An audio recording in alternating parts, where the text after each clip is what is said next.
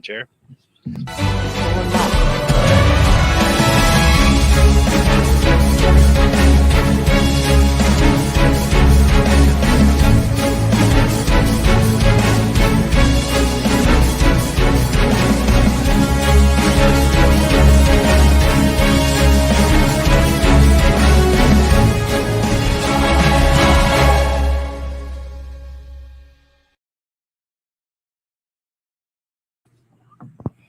And welcome in, ladies and gentlemen. It's YSN Prime Time, week 1 here at South Range. It is a beauty of a night, gentlemen.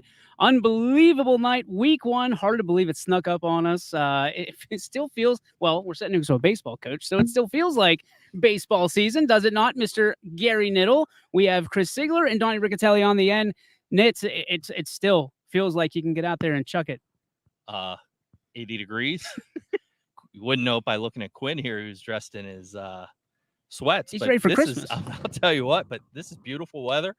It is like baseball weather, but just look behind us and it's football time. We got done talking to Coach Yeagley, and if you didn't get a little goosebump, then something's wrong, because I'm ready to go. Well, we're talking about Dairy Queen, so I got some goosebumps for That's it. sure. So Chris Sigler joins us, the extraordinaire of knowledge, especially in the southern part of Columbiana County, the legend, not Josh Sigler, not to be confused with his brother, who is the athletic director at Beaver Local. We have Chris Sigler, who is the all-knowing of all high school sports. Siggy, again, week 1, it's got to be nice to be back in the saddle. It's awesome. Gary, you said Christmas.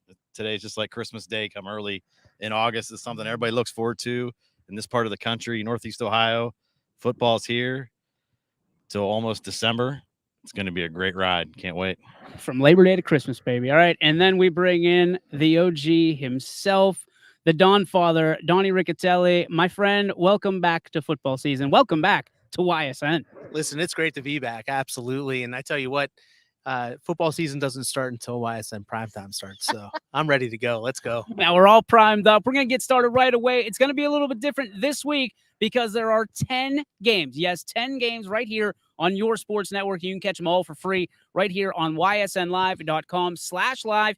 You take that, you go to the direct link that you want to go to, and you are off and running. And again, each and every one of them free throughout the season. The regular season here on YSN. Let's get right out to our friend Gary Altizer out in Wellsville, the main man out in Tiger Country. Gary, I got to ask you, a new year, but it looks like it's the same old Tigers, athletic as all get out. Yeah, the team has the numbers are down a little bit this year, but I'd say 3/4 of the team is. All right, we got some technical difficulties, it sounds like, because we can't hear Gary. That's going to be a little bit of a problem, huh?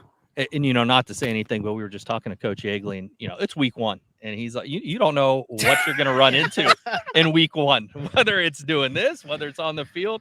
He's not sure. They've practiced, they've done their preparation, they've had their scrimmages, but until the lights come on and you hear the music and the band starts playing, you don't know how they're going to react, and you don't know what's going to happen in week 1, whether it's on the field, whether it's here doing this. You might have some difficulties, but we'll figure it out, just like I know the Raiders and Coach Yeagley will. Welcome to walking the tight wire without a net below you. This is what we're used to. All right. Well, until we could get maybe Gary on the line. What's that? All right. We're going to try Gary again. Can you hear me? Gary, there? Yeah, I'm here. I got nothing. All right. We're going to just go with it.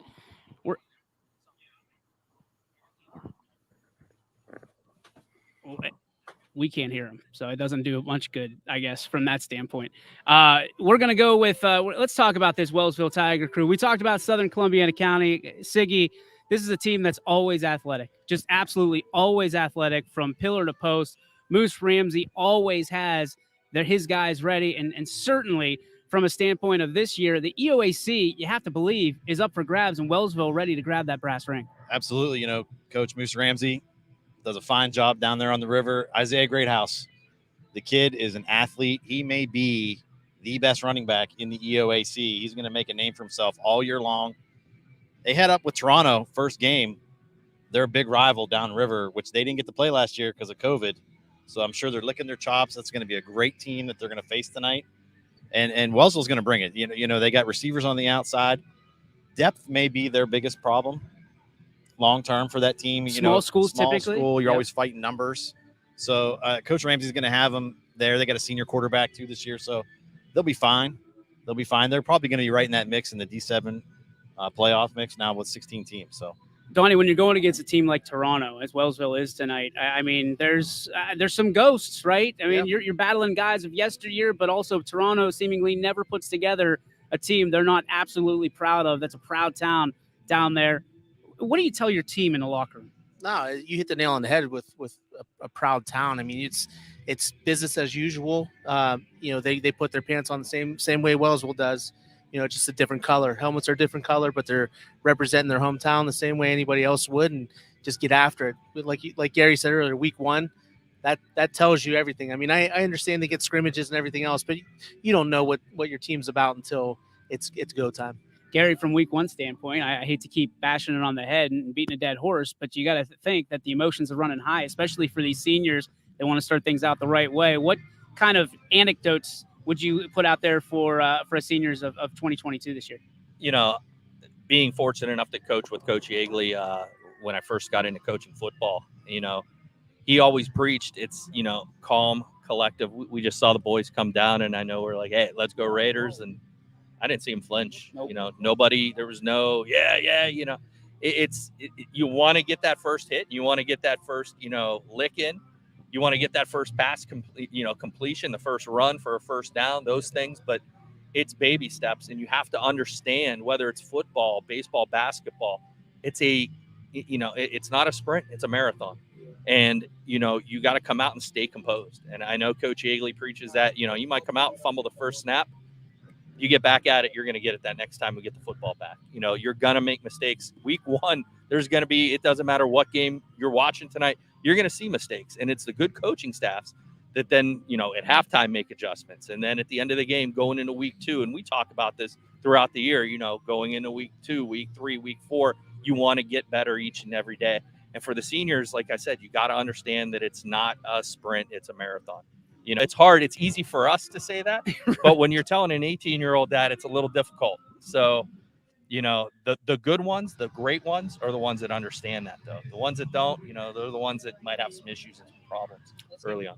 Let's get to some other games here from tonight. A couple one we don't really know. Oh, let's try it again, I guess. Can you Who hear do we me? have? Gary, you there? Yeah, I'm here. I'm here. Negative. All right, we're striking out. That's strike 3 for us. We're gonna fly solo on this one. Tell the troops. Let's go one that's brand new to YSN. We got Edgewood and Conneaut, the 440 and goal guys, new to YSN. But Ashtabula County, a new kind of adventure for us. But it's not so much different than like Columbiana County. It really is not. An area that doesn't get much credit, much love from the standpoint of their sports. That's why it's so important to get out there, and the 440 and goal guys do it better than anybody. So, I mean, I don't want to make a big deal out of it for them, but this is the first time they've really had big time media around them surrounding a game like this. Does it make a difference, Gary? Let's start from your standpoint. I mean, you've been here for a while. That's a good question. I would say, just from our standpoint, our baseball team this past year had a lot of media exposure, and some handled it very well. Others, not so well. Yeah. And it really kind of just depends on individuals. Each individual, you got to remember they're teenagers. Yes. That's the one thing that I hope, watching at home as you're watching and you see a mistake or whatever, and you start screaming at the, screen. They're teenagers. Understand that. It's a game. They're going to make mistakes. Now, as far as Conneaut, I do have a little connection there. I also coached at Liberty with Coach Whitaker for those of you that are a little older, and he came from Conneaut. He started at Conneaut, and when we were at Liberty, we'd go up to Conneaut and scrimmage them every year. And I'm going to tell you, just because it's Ashtabula, and we've been up to Lakeside, and they bring it. It's rough and tumble up there. It is rough and tumble. I'm going to tell you, everyone's like, oh, they're Lake boys and this and that. It's a brand of football. They're grinders. I can promise you that. And you're going to see a lot of grinded out football up there. I mean, week 1, we're not used to seeing the smash mouth football. It's a little bit more of a stage for the athlete. But Chris, when it boils down to it, you're looking at Edgewood and you're looking at Conneaut. These are two teams that like to clack the pads, as they say. I mean, is that something you get behind? I mean, there's not a whole lot of football you've been able to do in this span, a couple weeks maybe with the pads on. Yeah, absolutely. And I love your comparison to Columbiana County because they're right there on the border too. And their schedule is littered with Pennsylvania teams on their You're schedule. right. It's just like, Beaver Local East Liverpool go across the state border and play West Virginia schools. So it's a great smash mouth Western PA, Eastern Ohio matchups. And without a doubt, now that these preseasons are getting shorter and shorter, that first game, these kids are ready to go to clack some pads. That is for sure, because the game has changed in practice as well. There isn't as much hitting in practice now because of injuries, because you don't have as much time to prepare either as a coach. Before you used to have 25, 26, 30 days before your first game. No more. No longer. So you have to really be careful with your kids. Numbers are an issue for a lot of these schools because let's face it, a lot of kids aren't playing football like they used to. And these schools know that, and that doesn't change the hunger factor for these kids at all. There's no doubt. Storm Tracker 21 tells us 80 degrees at game time and kickoff at 7 p.m. And it's not hot, but it's 7 p.m. That's pretty warm, right? So, Donnie, you're a huge your daughter runs cross country. Hydration. Yeah. How do these kids stay on the field and not do cramping and things like that? I mean, that's going to be one of the main stories tonight, I had to guess. Well, one thing that they were able to experience during their training camps per se was a lot of hot weather, a lot of humidity and everything else. So you would hope with their training staff and everything else, they would have them ready with plenty of hydration. But there is a rule that you shouldn't be too hydrated either. So there's got to be a balance there, and just hope you have plenty of mustard on the sidelines too to help these kids out. But it's one of those things where cramps are they're part of the game. It's going to happen, especially on the first few weeks, of the season, and maybe an Indian summer in September. So you just have to be able to roll with it and make sure that you're hydrated properly before the game, and don't do anything stupid. Mustard, huh? Mustard. Oh yeah, mustard cures that cramp right away. I like pickle juice. Pickle juice too. I'm a pickle juice bananas back in the day. I mean, you're just making. I mean, but it's funny. You said it best. Yeah. You can prepare as much as you want. Sure. You're going to see cramping. Oh yeah. And it's because of what we said. Your body in practice, you're going hard. Oh yeah. But there's a different level when you get into game time and you're under the lights and you're going hard. You're going to see kids cramp up, and so don't get too worried. When you see somebody go down, you'll know right away. When you see the trainer, the legs out, and the other players come around, legs up in the air. It looks serious. That's a cramp. It looks it like does. they And snapped their leg. And that used to be the biggest fear. Yeah. I mean, we'd see it and we're like, oh, please just be a cramp. Let's get to another first-timer here on YSN. Welcome to the network, Ashtabula St. John. You open up tonight. Richie and Kyle will have the coverage of that one as they take on Newton Falls. Guys, Ashtabula St. John, much like, I want to say, the comparison for me is East Palestine. It's a team that's young, that's just fighting to kind of stay alive from that standpoint. And we'll go... I mean, Newton Falls is a team that's on the rise. If I had to just point and say that's the team to watch that I think is going to fly under the radar, they've got a great staff. They've got a great offense. And I think it's all Newton Falls tonight. If you had to ask me, you can get my picks, certainly, at ysnlive.com and one of our featured stories. But it's going to be interesting, boys, from that standpoint. Are we all picking Newton Falls here? I mean, is that one of those situations? Yeah, I mean, I absolutely would pick Newton Falls in that one. I mean, Newton Falls isn't too far off from having the programs like they used to have in the old. So it's just St. John's. I mean, they've unfortunately haven't been able to put that solid week in and week out team together. But I mean, the kids got to play with pride. So that's all that matters. Let's get to Niles and Howland. I don't think we have to do any intro to this one. This one is, we talk about rivalries. This is a big time rivalry from a standpoint of Trumbull County. I mean, Howland trying to bounce back from a tough year, and then you've got naturally you have Niles trying to find themselves again, members of the NE8. So, Gary, from your standpoint, I mean, who has more to gain from this game tonight? Both. I mean, it's one of those games. We were just, like I said, talking to Coach Yeagley, and when you have Springfield and South Range opening up in week one, that's a big game. Niles and Howland, that's a big game. That's backdoor, and those guys don't like each other, and it's, I can tell you firsthand, one of my coaches, Rick Avarilla, he teaches out in Niles, and I talked to him a little bit and tried to get a little info on the football side of things, and didn't have a whole lot that he could give me. But they're going to be hard workers. We saw that in baseball out of the Niles programs, and they're hard working kids. And we say that about a lot of schools because we talk about Grit City. That's where we live. Mahoning County, Trumbull County, Columbiana County. Howland's going to bring it. Howland, don't have down years. They got to replace some guys this year. You're going to have some young guys that are going to have to step up at the running back position. I'm not sure who won the job there, but Howland likes to run the football. They're going to try to establish a ground game with their line, but I know Niles will be up to the task. That should be an interesting game. I'm curious. I'm going to be peeking a little bit at that one because I think you can flip a quarter, and I'm not sure. It's just my honest opinion. I'm going to piggyback on you on running the football. Hello, Niles. They have one heck of a running back, and they are going to feed him that rock as many times as they possibly can. And I think that's your sleeper team. Sophomore, right? Isn't he just a sophomore? Sophomore or junior? I think he's a junior, sorry. yeah. Sophomore last year. So I think that's your sleeper team. Niles? Yeah. I like it. I really do. They have a lot That of experience coming back. Anytime you got a running back, like look what TC Caffey did last year for Hubbard. Because we were here for South Range Hubbard last year, and they shut him down. And you could tell he carried that team all year. Wrecking crew. And they didn't know what to do when the team shut him down. Well, and that's the thing. This time of year in the NE8, you're going to see a little bit more air under the pigskin than you will be in a tank.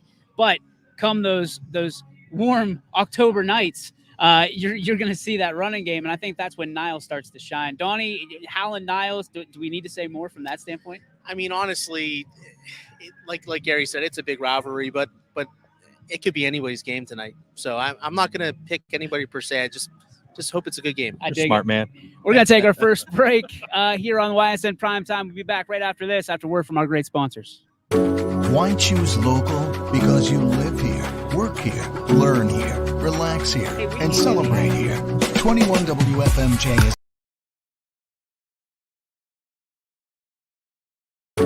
Why choose local?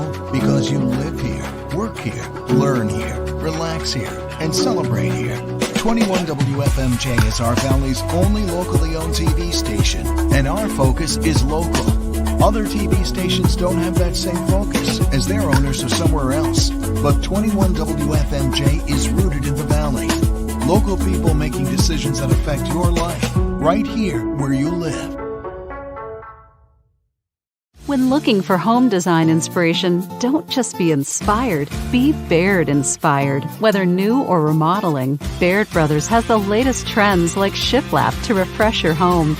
Go from inspiration to installation with our wide selection of in-stock American hardwoods.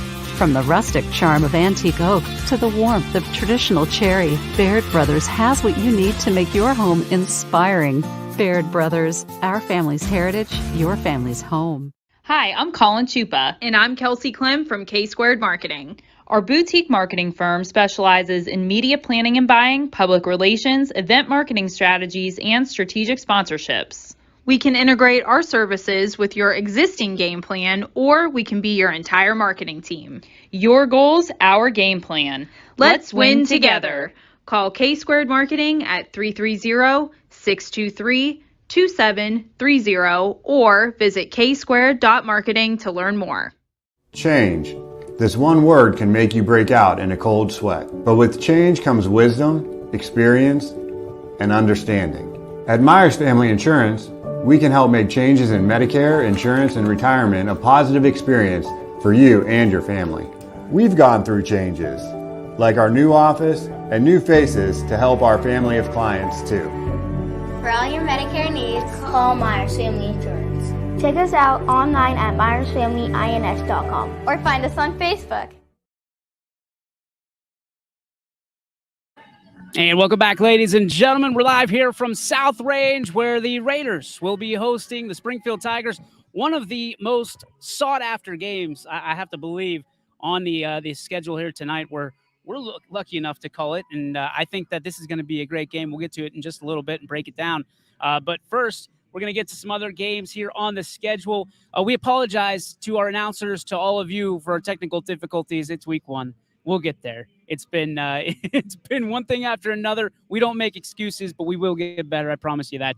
Let's get to a look at Jackson Milton and Latonia. Jackson Milton, a team that's been on the rise for the last few years. When you look at that, last year they opened their season in Toledo at the University of Toledo. This year they opened it up at Latonia at the turf. Second-year turf of Latonia. Didn't get a whole lot of traction last year because I think the Bears only played 7 games, I think, something like that, because of some COVID restrictions. So when you look at that, it's almost like another opening day, for that turf field this year. Does that go into it? I mean, is there a little bit of amped for the Bears going into it? DJ, I have a quick question, though. Did YSN cover that Jackson Milton game in Toledo last year? By golly, we did. Wow. My That's wife amazing. and I, as a matter of fact, from the moon. That's amazing. You guys will go anywhere. Pretty much. Wow. As long as she says yes. and Jacksonville got the dub that day too, right? They did. YSN brought the magic. They did. We always bring the magic stick. That's what they call it. I love it. 50 Cent at least, I think. 50 Cent. I mean, is there anything going into, being able to have a home game to start the year? I mean, everybody wants to start with a win, but the Bears, this is a pretty even matchup at 50-50 at worst. With Latonia, I'll go there first because I know more about them. New coach. Yep. New quarterback. Protopapa, yep. This year. So there's a lot to prove, especially at home. First game at home, a lot to prove. The numbers there, again, depth may be an issue for them against Jackson Milton. So they're looking for players to contribute this year because the quarterback they lost, he was the unequivocal leader of that team. And when you're replacing a leader like that, especially the first game, start out fresh, somebody else step up and be the leader and move on to play a very pretty good Jackson Milton team. That's a team not a lot of people are going to talk about that can actually play some football and probably score some points. Very good quarterback, dual threat quarterback that can move the football down the field. So Latonia's going to have their hands full tonight. I don't doubt it. I mean, the Latonia, typically as an East Palestine boy, they hang their hat on their defense, and Milton hangs their hat on their offense. So to me, it's going to be, like I said, a coin flip. When it's that kind of game, one play can make all the difference in it. And typically, if all these football coaches, it's going to say special teams. Absolutely. And, we're going to talk about this later, but when we look at a new start, tonight we have, when we talk about Springfield, a team that had a quarterback that you knew who that quarterback was for the past 4 years. And now they've got a new quarterback. When you talk about Latonia, the teams week 1 that have new quarterbacks coming in, I think are a disadvantage. I really do. Why is that? Why is that? It's just because the experience that they had for last year, being under the lights for the first time, they may have gotten in, second halves of games or, mop up, snaps. That's not the same. When you're starting a game and you're under center, you're going to be nervous. Your first start as a quarterback, you have to be. I don't care who you are. Tom Brady at one point wasn't Tom Brady. Tom Brady was a high school quarterback when he got his first start. I guarantee you, was a little drippy down below. But you got to evolve into you become Tom Brady, you become a Brungard, you become these quarterbacks. It doesn't always happen their first. Brock Lowry at Canfield, I remember his sophomore, had some growing pains. When he first, they kind of worked him in. And that's where I think the advantage goes to the teams that have a quarterback that's returning, even if, he wasn't a throwing quarterback. The fact that he's taking snaps, he knows the offense. That's just my opinion. In week 1, I would always gear toward the ones that have been there and done it before. So as a coach, would you want someone to prepare, like take the QB1 snaps, or would you rather, with all the butterflies that go on tonight, or would you rather, not that you'd ever wish for injury, but something happens, let's say COVID or something along those lines, would you rather that quarterback or that primetime player have no time to get nervous, you just kind of react? That's a good question. It's a good question, but I want the guy that knows that he can handle it. You're taking, it's a crapshoot. You throw somebody that he might be fantastic and, might not think twice about it and just kind of, you get thrown in, you got to do what you got to do. But at the same time, that first snap that he fumbles, that first, something doesn't go right, he rolls out the wrong way. Now it's in his head. And now he's like, oh boy, what have I gotten myself into? Where, the ones that have been there, the ones that have done it, early on in the season, those are the teams that I look to have a little more success. Siggy? Real quick before we let Donnie cap that off, I keep thinking this is going to be the year of the quarterback. I really believe that. You either have experience or you don't. Yep. And that's what makes it the year of the quarterback. And with Latonia, especially, and we talked about it, the preseason's getting smaller and smaller. What do you have, 18 calendar days? Something like that, yeah. Before the first game, and you have a new coach and a new quarterback this year. Life doesn't get easy anymore for these high school teams, and especially for a team like Latonia that it's a very top-heavy EOAC with United, Southern, Valley Christian all staring you down at the top. Wellsville's up there too. Yep. So it's going to be a tough road for this young Latonia team this year. Donnie? Quarterbacks are a special breed as it is anyways on a football team. I mean, they're the ones usually that have the most confidence.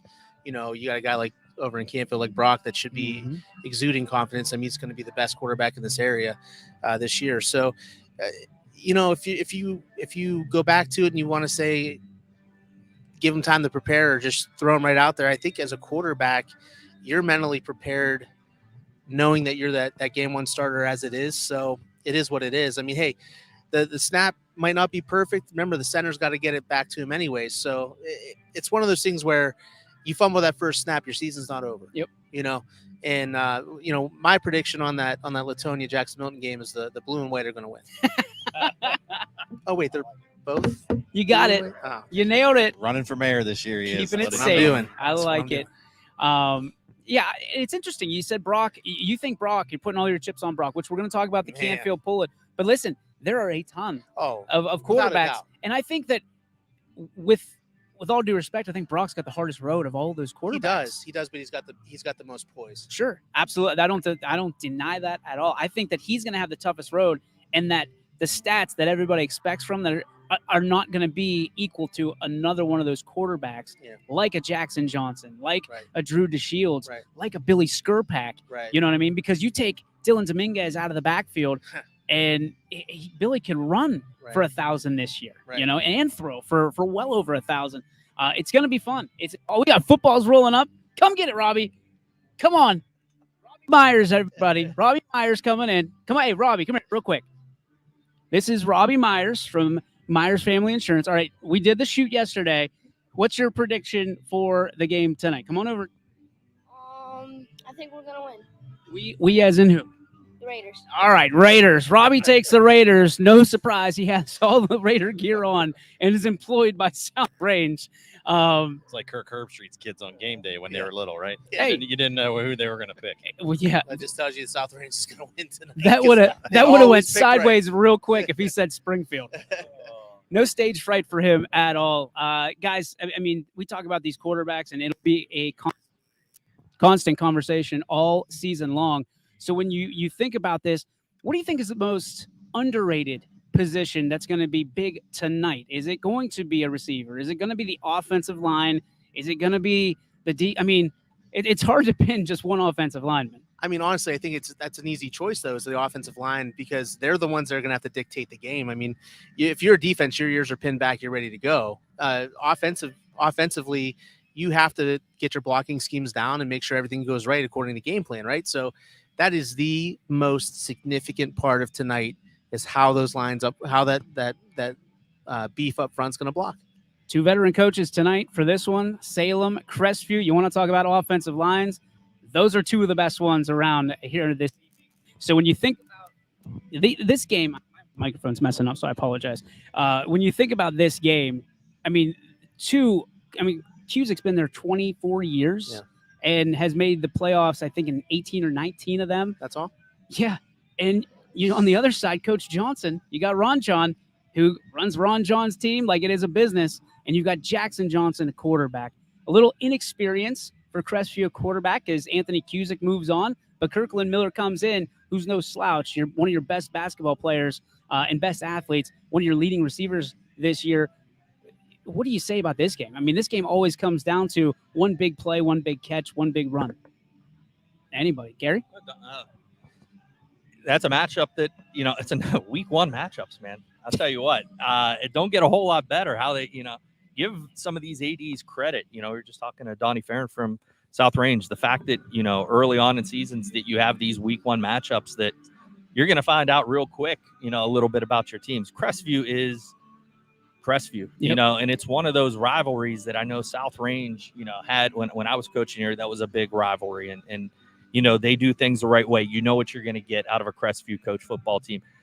Salem, you know, the one thing that you know, people, when we talk about who is important, what position is important in there, I'm going to go with the wide receivers in that game, because you lose Blaze Exline, who's down at Ohio State, you know, one of the big targets, you know, for Johnson, and somebody's going to have to step up and take his role and make those catches that, you know, they're going to lose from him this year. But the one position, the most for me, and I didn't get to throw it in there, most underrated is the center. I mean, when you look at how many times we talk about, you know, in scrimmages and in practice, only 18 days to prep, how many snaps are going to go back when you got a nose tackle right up, or you got people bearing down on you live. It's a little bit more pressure to get the football back. You know, it's not the old day of just snapping it to the hands, and now you got to get it back there. And who can do that the most accurate is going to have the most success in week 1. You know, to talk about these matchups, I think this is a testament to this expanded playoff. Yeah, you get these awesome matchups week 1, and if you lose, your season's not over, because you have plenty of room to make it up to get in the top 16. So I think you're going to start to see more and more and more of these dream matchups that you never actually would see in the past. You know, with that game tonight, it's going to be tough for Crestview to replace Cusick at quarterback. Can they keep up with Salem scoring? That's what it's going to come down to. Because I think, and I think with receivers, though, if you have an experienced quarterback, not that it's easy to replace X-line, but it's more plug and play at the receiver position. If you just somebody get you the ball, that's the hardest part, I think. If you don't have a quarterback and you have the greatest receivers out there, it doesn't matter. You have a quarterback like Johnson that can get the ball to you, they're going to have players that make plays, and that team's going to put points on the board, rest assured, this year easily and at will. I'm going to hop on that for a quick second. I had the chance to hang out with Jackson Johnson, do some basketball games over the winter. He put on some weight, and he put on some muscle, and he says, I'm not going to be the guy that is going to be in the pocket. Not that he ever was, but he's going to be a little bit more challenging, I guess, to take down from now on. So, yes, I mean, I heard it from one person, not from Salem, to be honest with you, say, yeah, Salem's going to take a step back because they don't have Blaze Exline. I think Jackson Johnson and some of the young guns are going to have something to say about that, because over the winter, he dubbed himself the American Missile. That is his new nickname. And he did it. There was the Cuban Missile, right, in baseball. Who was that? Was that Hernandez? Yeah. So he said he saw a game and he said, I want to be the American Missile. So Jackson Johnson is now the American Missile. He plays first base, so it wasn't because of baseball. So it's certainly for football. So the American Missile makes his senior debut tonight, Donnie. Well, I think I'm going to have to give Salem the edge because of the American Missile right now. No, I'd have to give Salem the edge tonight anyways, because of the quarterback play and the unsureties of the quarterback play at Crestview. So we'll go with the Quakers. Rockland Batura in the backfield for Crestview. I think he's going to have something to say about it, but I think prove me wrong. You said it earlier, the depth of Salem, the depth of some of these teams is going to make all the difference in the world. And it's not like you can say, well, they know how to win. Both teams know how to win. Right. Sure. I mean, it's obvious. And Salem's got a tough schedule in front of them the whole rest of the way this year in that conference. Their non-league schedule's tough too. So a win in week 1 is huge for that Quaker team. So we move on to a game, and I got to give Amo all the props in the world for this one. I hope I don't screw up the stats. And he probably told you these stats too. So I hope I don't screw these up.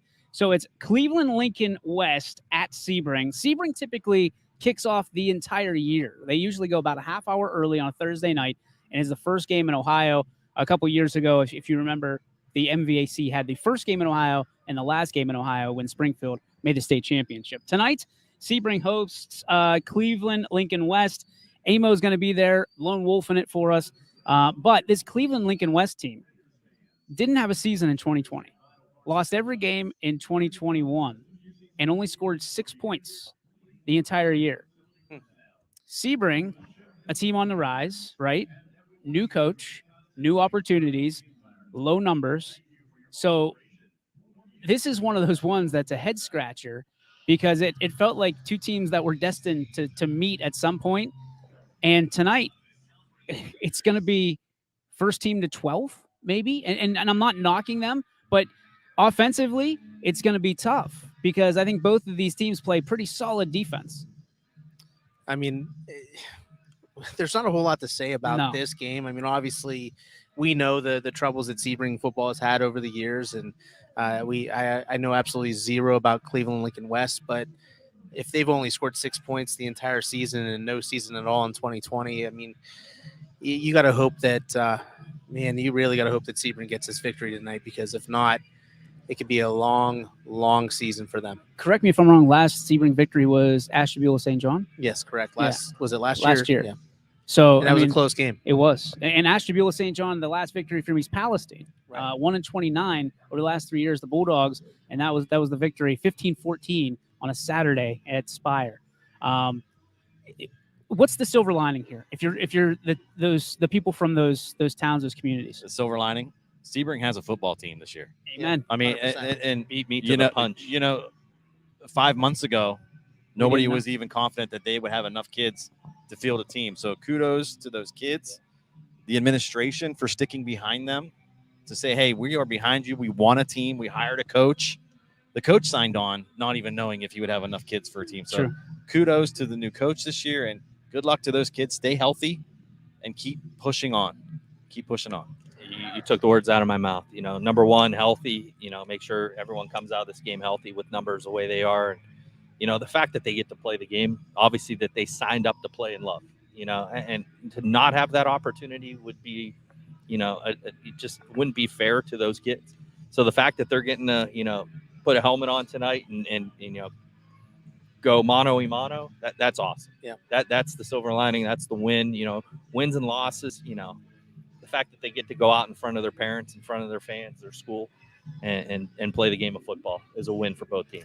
A game, I think, as we move on to that, a lot of people have kind of looked over, guys. And I don't know why. I don't know if it's because of what was graduated last year, if one team kind of slid off the radar a little bit, slid out of the favor of the fans and the excitement. Poland and Cheney. Guys, I really think this has the potential to be a good game, but on the other side of that, and I know I said it a couple times this week, it also has the potential to be a blowout, which, Donnie, you're close to the Cheney program. Talk to me about that. Well, one thing about Cheney's going to be with their new coach at the interim, they are going to have some predictability. I got to watch, I got to call the games all last year with Boardman. Very, very predictable. He does have a slew of talent, an insane amount of talent down there. Siggy talked about Niles being that sleeper team. Cheney is going to be, if they can put a solid game plan together and stay disciplined with their athletes, they're going to be really, really a tough matchup week in and week out for anybody. That's a tough week one matchup for Cheney, though, going to Poland. I think Poland. Oh, it's at Cheney. Oh, it's at Cheney? It's at Cheney, right? Yeah, because. Okay. Wait a minute. No, I take that back. It's at Poland. It's yeah, at Poland. 'cause my daughter's trying to go to it. My so, bad. But anyways, I think honestly, the first 2 weeks for Cheney are going to be tough with Poland and then coming back for a reunion to Boardman week 2. But they definitely have the athletes to get it done. I mean, Clive Wilson graduated on the Boston College, great kid. But Jason Hewlett's back, and he's got somebody that on the outside that nobody can cover that kid. So word on the street is he might not play all the quarterback snaps. Is what I heard. I heard that he's not the quarterback. Yeah. So yeah, I think they'll split. Last year when Cheney came to Canfield, that's when Hewlett was out. They had, the sophomore? He was the freshman last year. I think he's a sophomore. I can't think of his name, but I know Coach Morrell coached him when he was in 8th grade and told me what an athlete the kid was. Yeah. You got him and Hewlett. I was talking to a Poland. He has a kid that's playing Mateo Malone, and I know he's not going to be playing tonight, which is going to hurt Poland. They got a new quarterback. They lose Fulton, who was under center the last couple years. They've got a lot of question marks. They got a running back by committee. Their line, they're very thin up front, very young up front. I think Cheney could come in and possibly steal one here. I I would not be shocked to see Cheney beat Poland. Yeah, tonight. because we're also It's gonna be a forgetting great game. We're also forgetting about the pinnacle of that defense, Colosimo. I mean, it's with him not being there. I mean, the green shirt's not there. Who's going to assume that role for Poland? And give Coach Pavlansky will have his team ready to go. But I mean, when athletes are on the field, athletes are on the field.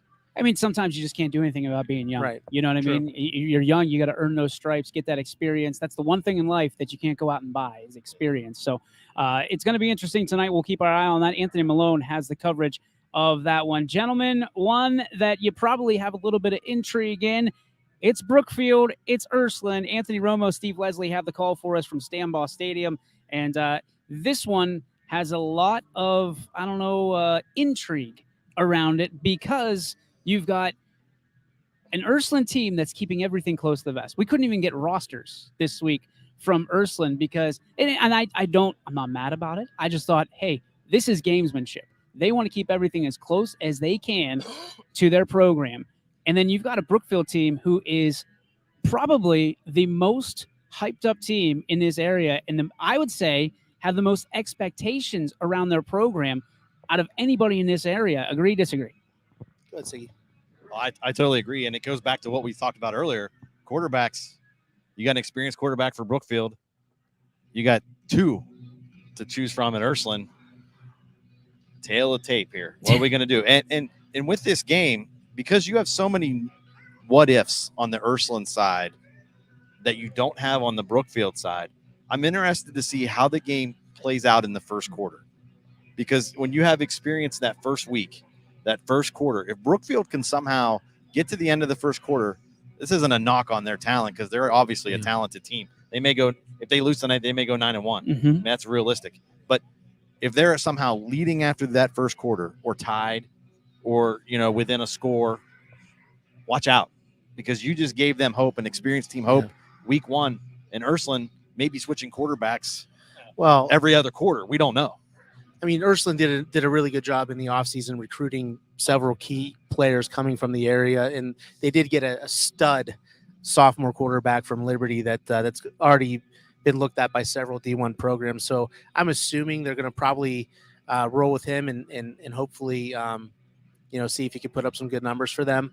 But it's just a weird week one game for Ursuline. I was telling you guys at the break that Ursuline's usually either playing down in Columbus, playing a Columbus team, or a Columbus team is up here playing. And now all of a sudden, they get this. They go to state last year, and then they cancel their week one game against the Columbus team because, let's face it, Brady Shannon's not walking through that door, or their stud running back that went to Air Force. So they decide, hey, let's pick up Brookfield. Brookfield is an up and coming team. They're going to be a tough team, but is this really a caliber team that Ursuline needs to be seeing week in and week out to get them ready for the playoffs again?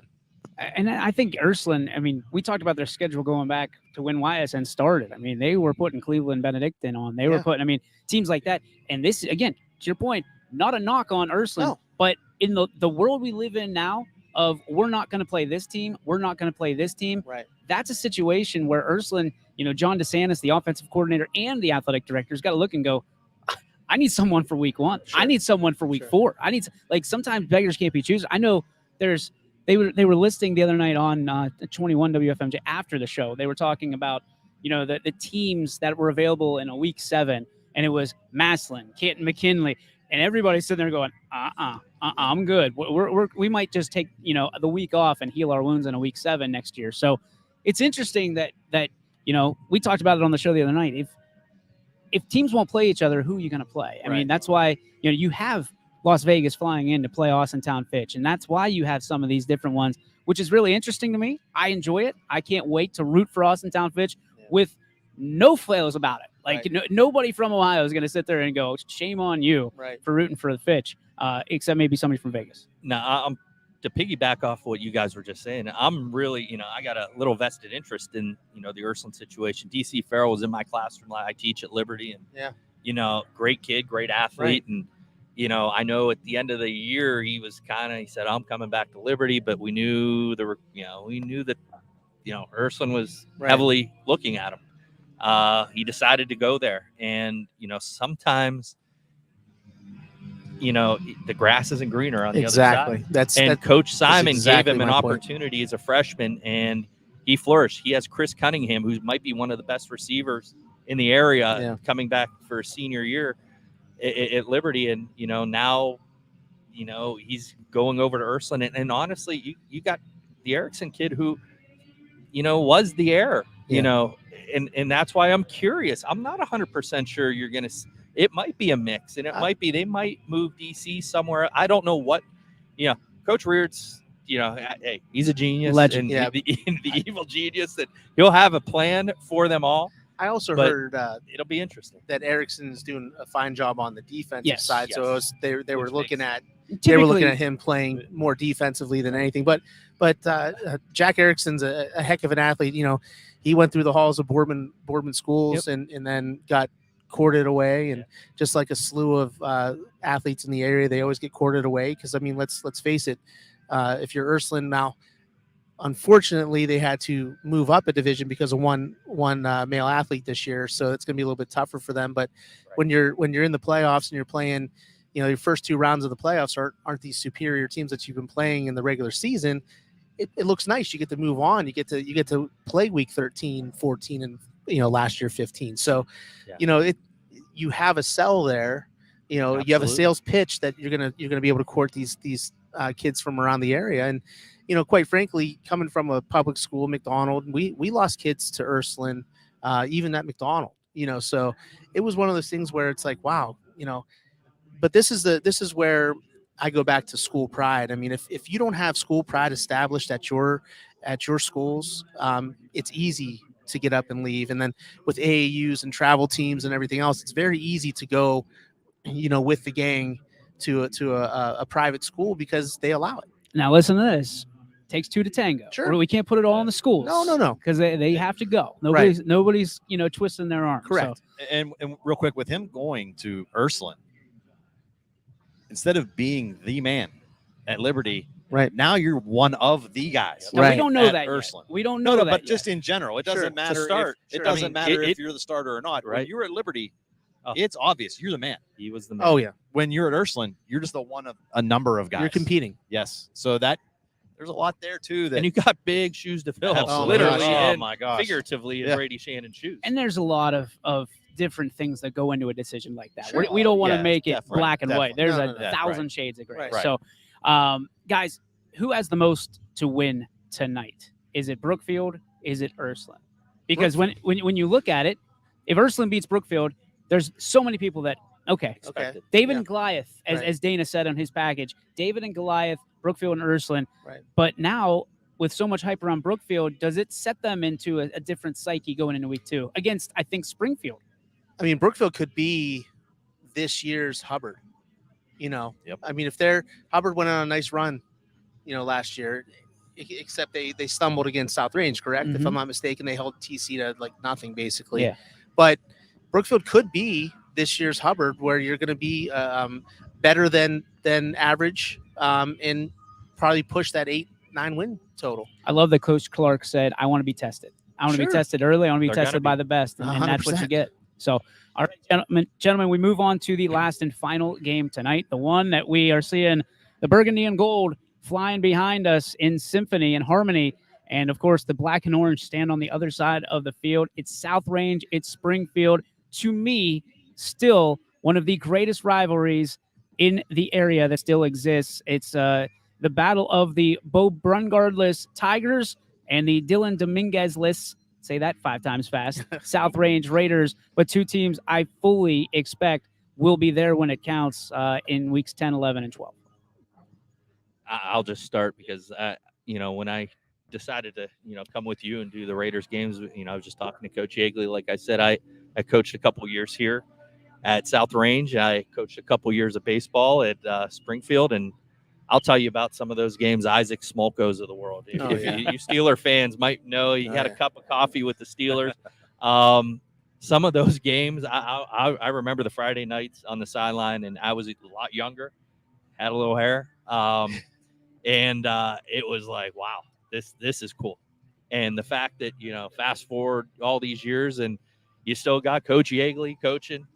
You still got, when you talk about fluidity, Coach Allegretto, the offensive coordinator, was the offensive coordinator back in 2003 when I was coaching here. On the other side, you got Coach Guerrero, Coach Slopek. They're still there. Like, this is one of those games. Week one, it's like, you got a great coaching staff across the board. Yep.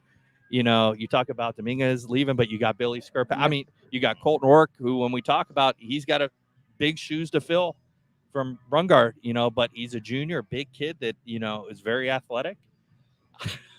I'm ready to go. This is going to be fun. I mean, this is going to be one of those games, I think, when we look back at the end of the year. Springfield obviously has a little more rebuilding to do than South Range. So, I see South Range, coming out victorious tonight. It's just my opinion early in the year. But come later on in the year, I'd like to see them square up again. And I bet Springfield comes a long way from tonight. I don't disagree with that, Donnie. No, I agree with Gary big time. I think this is a huge game for Springfield to measure, like, let's face it, Bo's not here anymore. What kind of team do we have now?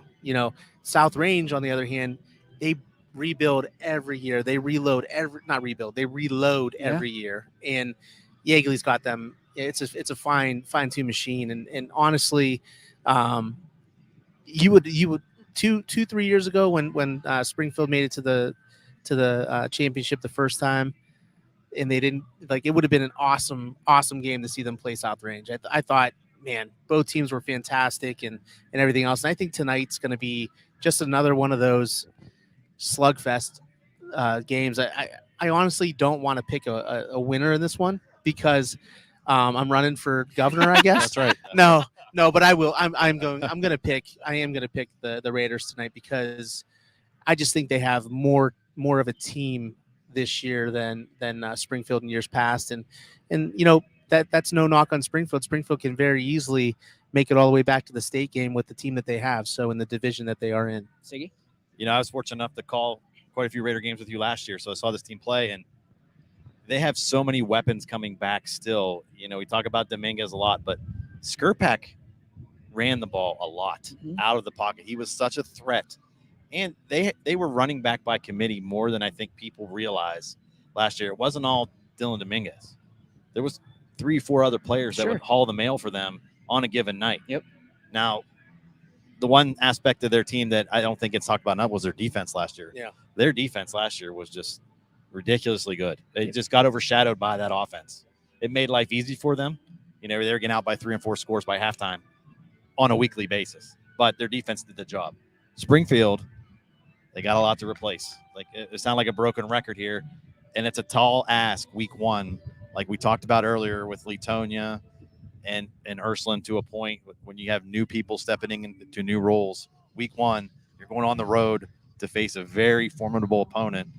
It's a tall ask for any team. So I like South Range tonight. I think one thing you want to keep in mind is, can they keep it close, Springfield, to get to the half? South Range was like a thoroughbred. They're like that racehorse that gets out in front and wants to lead pole to pole. Yeah. They did that a lot last year. Once they got out in front, you can't keep up with them. So let's see if Springfield can keep it close to halftime. Get to half. Be within a score, maybe 2 scores is still strikeable.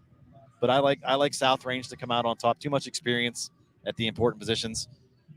Colucci on the line. The Fur. He's going to hold it down for him. They're inexperienced on that line right now. He's got a lot of experience for himself. He's a good leader. A team that hasn't lost a game in the regular season since 2020. Yeah. I mean, and that was Niles, and that was it. They have not lost an NE8 game. Not that this is one, but just keep that in the back of your mind. And obviously, South Range quietly got the victory last year against a very, very good Springfield team led by the one and only Bo Brungard. Yeah. The thing that I'm going to say is, for both of these teams, I feel this is going to sound crazy. This is their year. They have the clearest path to a potential state title for both teams. Even though you don't have your quarterback, I would argue that Colton Rourke has been waiting in the wings for 2 years. And I've heard rumors in the wind saying that Colton Rourke has a stronger arm than Bo did. Might not be as strong on the running game. Does he have as big of legs? Well, he's got longer legs. He's 6'3", 200. But you look at Shondell Gardner, who is the ultimate playmaker, who was doing it his freshman year. That's a name you're going to hear a lot this year, folks. Shondo Gardner, Colton Rourke, telling you, you're going to want to get their poster because they're going to make it big this year, especially here on YSN. One of the things I'm really looking forward to is the running back by committee. If you can't replace one guy, or if one guy can't replace one guy, you give 4 guys the opportunity to replace one guy, and you should be able to do it. So not that they're all going to put up the numbers or be the presence that Dylan was last year and in years past, because I don't think anybody can do that. It's a situation where they don't have to bear that burden just one shoulder pad at a time. They share the burden, and Dan Yeagley's very excited about it. He's very excited to have 4 guys. And by the way, a name you might be familiar with, Remish in the backfield. The Burgundy Bull returns in a younger form. This is going to be a great game tonight, guys. I firmly believe it. But again, I think everybody feels that Springfield's going to be the underdog. Sean Guerrero knows that. He's embracing that role. How far does he get with that role? I don't think very far, maybe 3 weeks. Once he enters the MVAC, I think that everybody sees what Springfield is again, and it's recognized. So that is going to do it for our show. Guys, a great ad-lib show because we had so much prepared, so much planned, and it just did not come to fruition. But, hey, that's life. That's football. Sometimes the ball don't bounce your way. But, hey, having guys like you around isn't so bad whenever I've got an A-list offensive line around this beautiful, handsome quarterback. For Donnie Riccatelli, Chris Ziegler, and my main man, my partner, Mr. Gary Niddle. My name is DJ Oakley. That's going to do it for Primetime this week. Stay tuned. We are about an hour away from kickoff for 10 games on YSN, all free for you. Have fun and go YSN. YSN thanks you for watching this presentation of Your Sports Network. For stories,